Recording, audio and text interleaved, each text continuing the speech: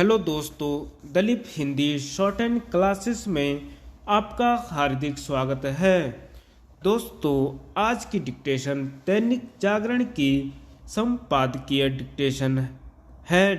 Dictation की गति 100 शब्द प्रति मिनट होगी। डिक्टेशन स्टार्ट करते हैं 5 सेकंड बाद।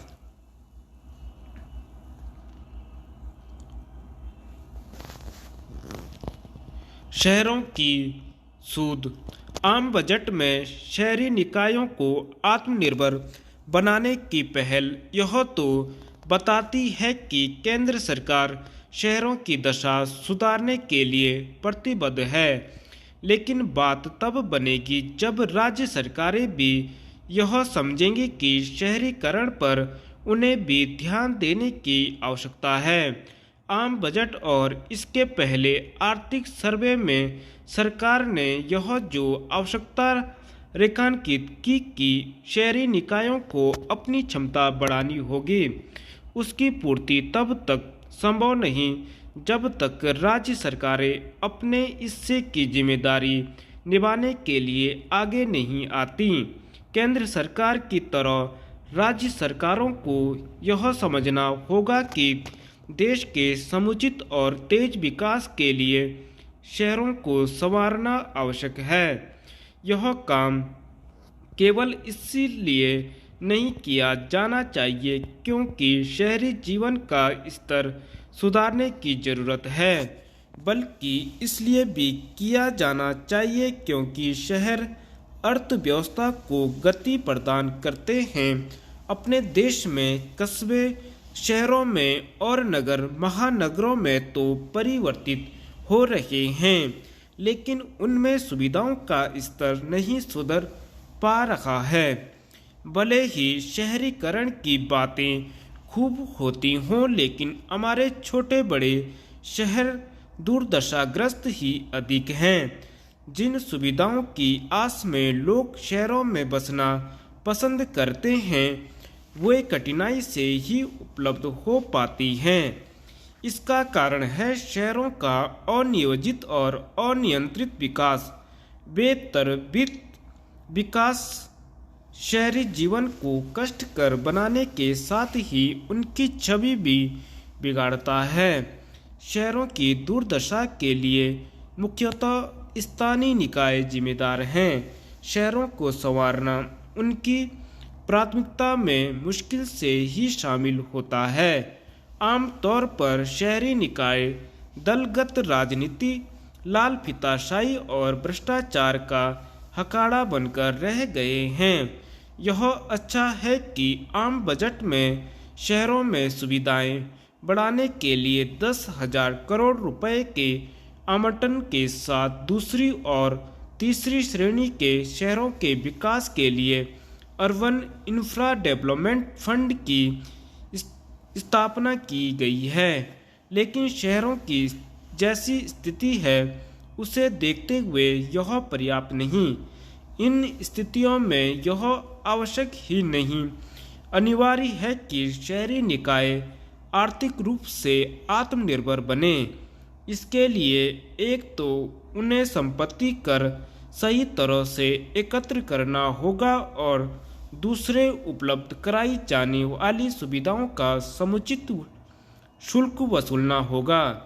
इसमें सफलता तब मिलेगी जब इनके एवज में अपेक्षित सुविधाएं उपलब्ध कराई जाएंगी। जब शहरी निकाय ऐसा करने में सक्षम होंगे, तभी शहरी लोग उनकी ओर से जारी किए जाने वाले म्यूनिसिपल बॉन्ड की ओर आकर्षित होंगे। यह ठीक है कि केंद्र सरकार यह चाह रही है कि शहरी निकाय अपना खर्च स्वयं जुटाने में सक्षम हो, लेकिन इसकी अनदेखी नहीं की जा सकती कि देश में ऐसे शहरी निकायों की संख्या 50 से भी कम है जिनकी आर्थिक स्थिति ठीक है। स्पष्ट है कि इसे लेकर राज्य सरकारों को भी चिंता करनी होगी। बस्ते का भोज।